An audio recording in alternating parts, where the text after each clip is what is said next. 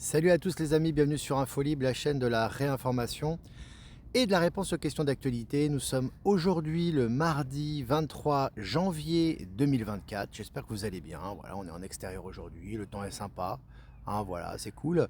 Donc j'attends que vous vous connectiez comme d'habitude et que vous me fassiez un retour par rapport à l'image et au son. En direct sur VK, comme tous les jours, du lundi au vendredi. Donc n'hésitez pas à vous connecter sur Actualité Telegram. Je rappelle, les liens sont en description si vous voulez avoir des infos en temps réel, H24, 7 jours sur 7. Donc déjà, petite annonce les amis, billets vendus. Donc merci, déjà en moins d'une semaine, on a vendu tous les billets pour la rencontre à Toulouse. Donc c'est une bonne nouvelle. Donc merci à tous. On sera nombreux, ça va être super les amis, comme toutes les rencontres de toute façon qu'on fait. Et grâce à vous également, donc c'est vraiment génial.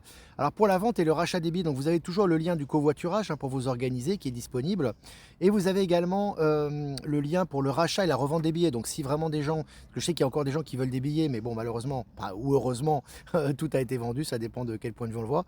Donc voilà, ça sera permettra aux gens qui ont des annulations de dernière minute de proposer leurs billets et de permettre à d'autres personnes de racheter les places. Donc voilà, j'ai mis en place cette page Telegram avec toutes les instructions et je la repartagerai dans l'après-midi. Voilà, donc je vais revenir sur moi les amis, on va commencer cette conférence, j'allais dire.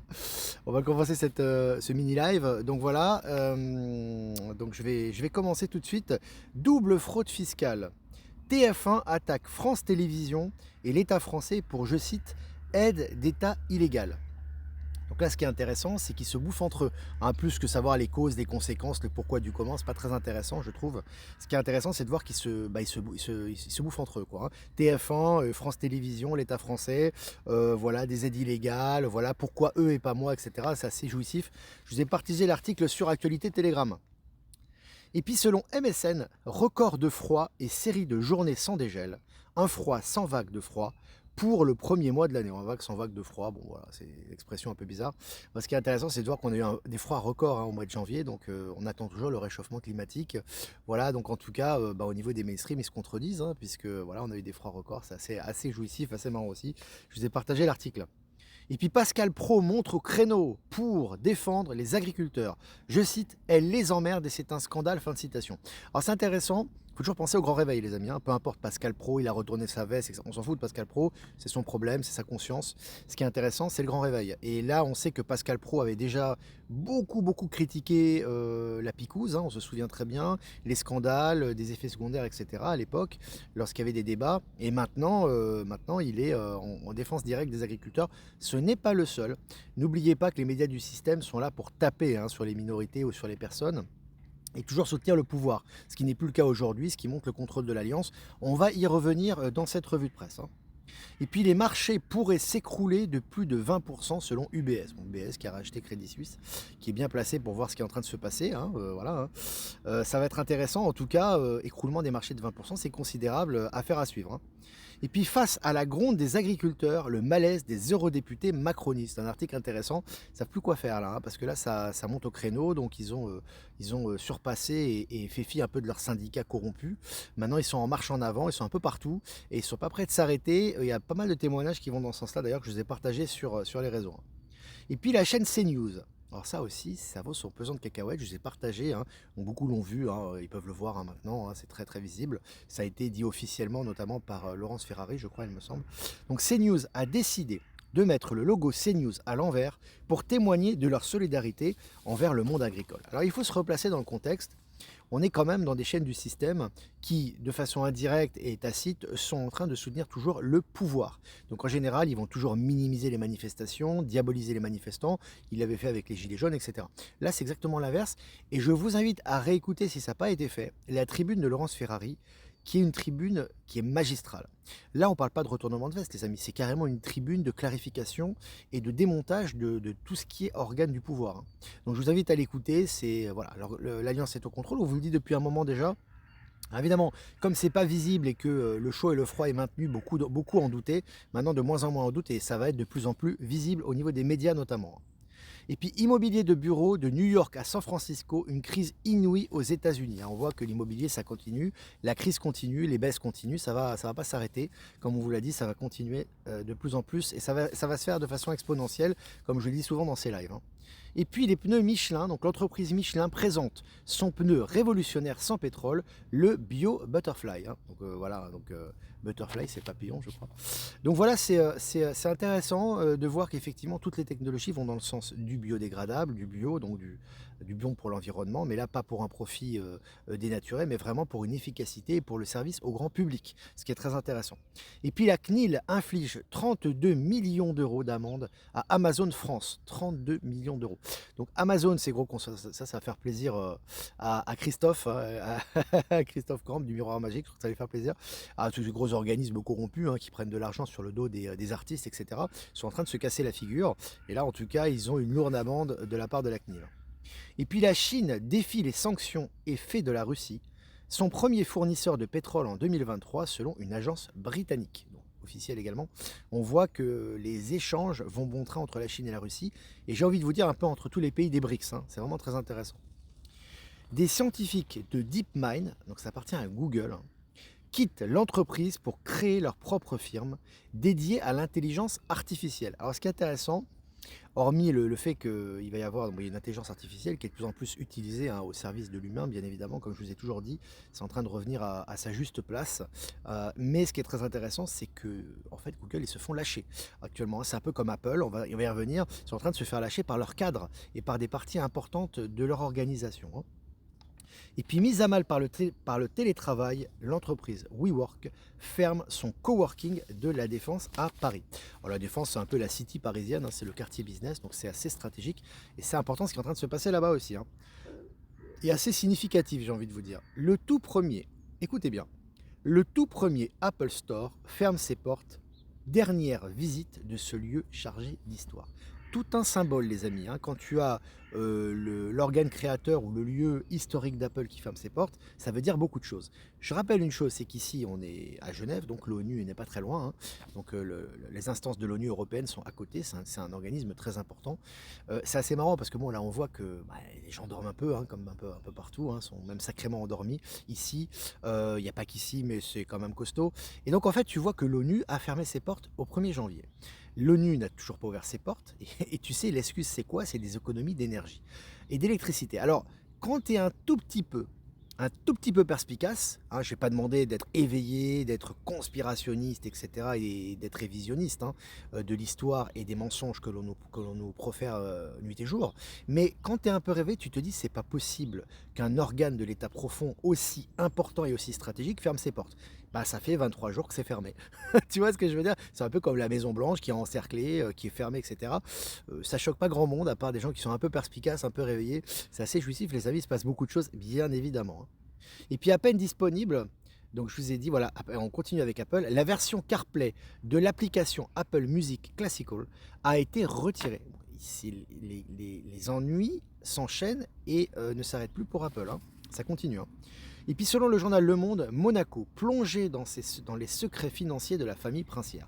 En ce moment, il y a des révélations un peu partout, mais par rapport à la famille monégasque. On sait qu'il y a corruption, pédo, trafic, etc.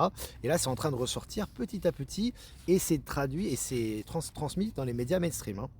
Et puis Netflix, YouTube et Spotify boycottent Apple. Que se passe-t-il chez la firme américaine? Ça continue, hein. Ça n'arrête plus. C'est que des articles officiels, ça, hein. Il n'y a rien, effectivement, hein. C'est pas juste mes interprétations, hein. Mon interprétation, vous la connaissez. Disparition pure et simple de ces firmes, de toute façon. C'est inarrêtable. Mais là, en tout cas, les articles vont dans ce sens-là, hein. Et puis, Franck Julien, l'ex-propriétaire du journal La Tribune, un prédateur financier en procès. C'est un article du journal Le Monde. Donc là, il te démonte tout le poteau rose, hein. Toute la corruption qu'il y a dans ces journaux, maintenant, elles sont démontées et elles sont offertes aux yeux du grand public. Et puis en Chine, les ventes de véhicules à hydrogène ont bondi en 2023, hein. Voilà, les véhicules d'avenir, c'est une des sources d'énergie, on le dit, hein, propre d'avenir, hein, qui est très efficace, hein. Et voilà, on voit que la Chine montre un petit peu montre le mouvement dans cette direction aux autres pays. En tout cas, c'est très intéressant ce qui est en train de se passer là-bas. Je vais partager l'article sur Actu, hein. Et puis panique à la BCE, donc à la Banque Centrale Européenne, après un sondage interne jugeant sévèrement l'action de Christine Lagarde. Alors écoutez les amis, ça aussi, le film continue. C'est absolument génial parce qu'en général, quand l'État profond place une personne, elle est intouchable, hein. En général, on parle pas trop. Mais là, elle est attaquée de toutes parts au sein même de la Banque Centrale Européenne. On continue avec Apple, c'est pas fini. Apple paye une amende de 13,6 millions de dollars à la Russie. Donc ça continue, hein. Ils payent, ils payent, en plus d'avoir des gros problèmes de chiffre d'affaires en ce moment et des gros problèmes internes et des démissions à n'en plus finir, ils payent les pots cassés, ils payent les amendes. Et puis Toyota veut tuer les moteurs électriques grâce à son moteur à hydrogène refroidi à l'eau. Donc là aussi, hein, on voit que bah voilà, autant ça a mis du temps, hein, pour l'électrique, pour la promotion, ça n'a pas vraiment pris, etc. Autant l'hydrogène, ça va très très vite, hein. Et puis Jeux Olympiques, le comité annule des millions annule des millions de nuits d'hôtel dans la métropole lilloise. Des milliers, pardon. Je me suis trompé. Le comité annule des milliers de nuits d'hôtel dans la métropole lilloise. Les problèmes continuent pour la fameuse organisation des JO de 2024 qui n'aura certainement pas lieu à mon avis. C'est très intéressant.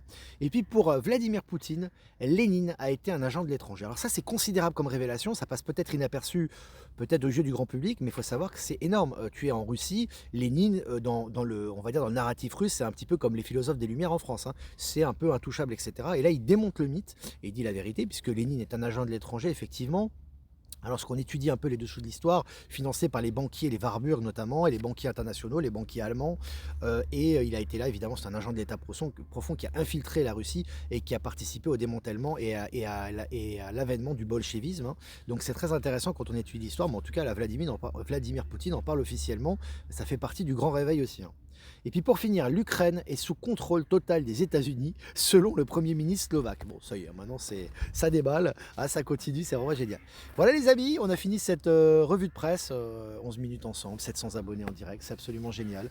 Merci de votre fidélité. Quelques remerciements avant de répondre à vos questions. Comme d'habitude, remerciements au Miroir Magique sur YouTube, remerciements à Marilyn sur YouTube, remerciements également à Séverine Ekia sur YouTube, Eliani de Sirius, donc c'est le nom de la chaîne. Remerciements également à Voyance en direct qui nous relaie, hein, sur YouTube. Remerciements à Jeff Wake Up sur Odyssey et Crowdbunker. Et remerciements à Power Sylvia Horizon sur Odyssey. Et à tous ceux que j'ai pas cités et qui nous relaient. Je vous remercie et je vous embrasse très fort. Voilà. Donc on va continuer. On va maintenant répondre aux questions.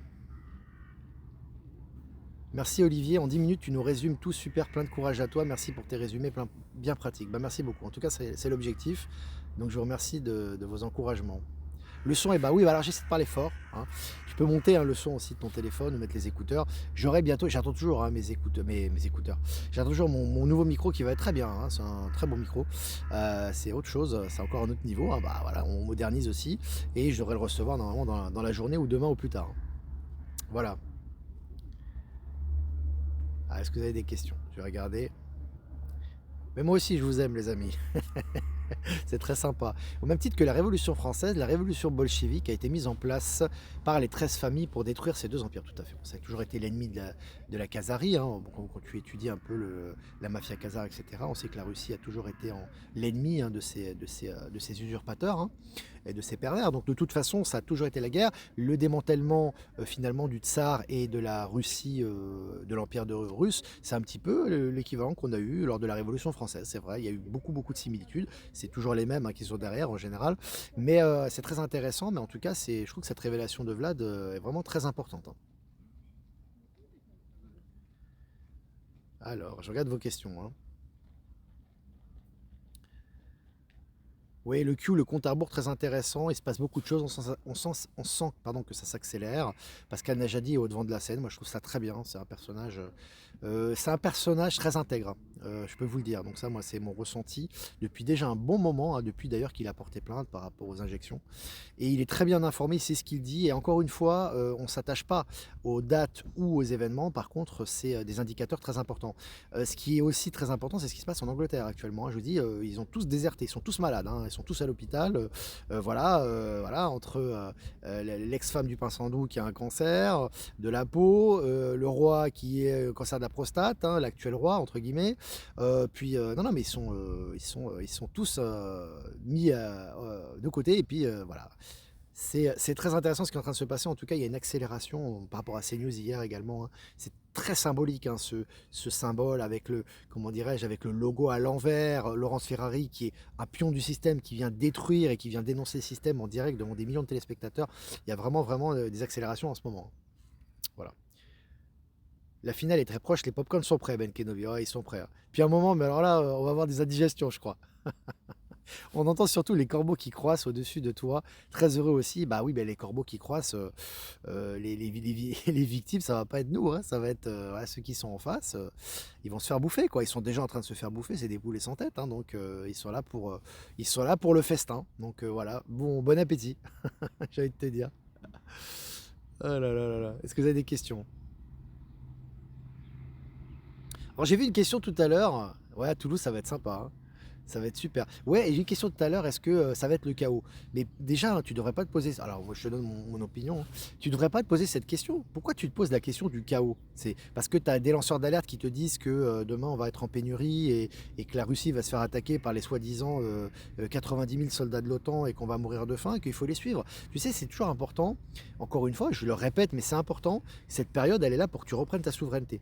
La souveraineté, c'est pas simplement pas payer des impôts ou être indépendant financièrement, c'est très très bien ça. La souveraineté, c'est un état de conscience, c'est un état d'esprit. Ça veut dire qu'en fait, quelqu'un te dit quelque chose, ok, très bien, je prends l'information, je prends ce qui vibre ou pas et j'avance avec. Donc, donc voilà, donc tu vois ce que je veux dire. Donc, qui t'a dit que ça allait être le chaos? Qui t'a dit que ça va être le chaos, à part un narratif mortifère par les médias mensonges qui te mentent depuis des décennies? Qui te dit que ça va être le chaos? Où est le chaos? Tu vois ce que je veux dire? Ça va être le chaos pour ceux d'en face. C'est déjà le chaos. Ils sont déjà totalement décimés, quoi. Donc attention de faire que le narratif mortifère d'en face n'atteigne pas quelque chose. Toi, tu es du côté des gens qui gagnent et tu es du côté des gens qui prennent le dessus. Si tu commences à t'identifier au narratif mortifère du camp d'en face, bah, tu vas attirer des conséquences qui vont être désastreuses pour toi aussi. Donc c'est important, hein, vraiment, hein, je le répète tout le temps, c'est vraiment important ça, hein. Ouais, ouais.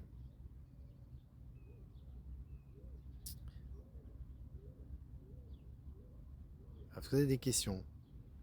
C'est justement la fin du chaos. On vit dans le chaos depuis notre naissance, les amis, hein. Le chaos, il est là, hein. C'est pas parce que vous avez des gens en cravate qui vont aller bosser, que vous avez de quoi manger, que c'est pas le chaos, hein. Quand vous voyez les entités, bon, moi j'en parle pas beaucoup parce que c'est pas le but, hein, de ces médias, et puis on est en train de passer à une autre phase très lumineuse du nouveau monde avec un nouvel état de conscience. Mais quand tu vois l'état dans lequel sont certaines personnes, quand tu marches dans la rue, etc., c'est pire qu'une guerre nucléaire, ça, hein, je vais te dire, hein. Parce que là, c'est l'âme des gens, hein. Là, on parle pas simplement de la santé, de Big Pharma, etc., hein, ou des annonces ou des pseudo-annonces de guerre de l'OTAN, hein. Là, on parle vraiment de ce qu'il y a tous les jours dans la rue, l'état de conscience des personnes, ça va être une hécatombe, hein, quelque part, hein, ce grand réveil, hein. Alors, évidemment, le grand réveil, ça va être jouissif, même si ça sera un choc pour les gens qui sont éveillés, parce qu'on attend ça depuis notre naissance, quelque part.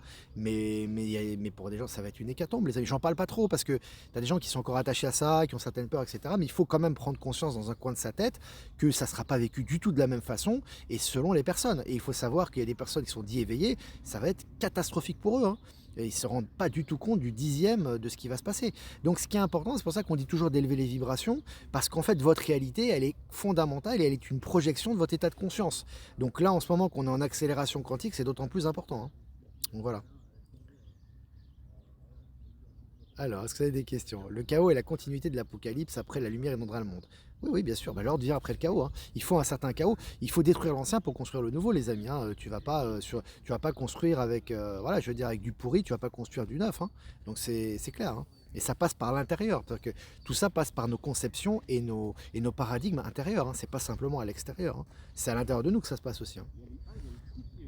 Je suis en pleine forme, j'envoie de belles énergies depuis l'Aveyron. Bah salut Joël, génial. Merci pour tes belles énergies. Salut sud de la France.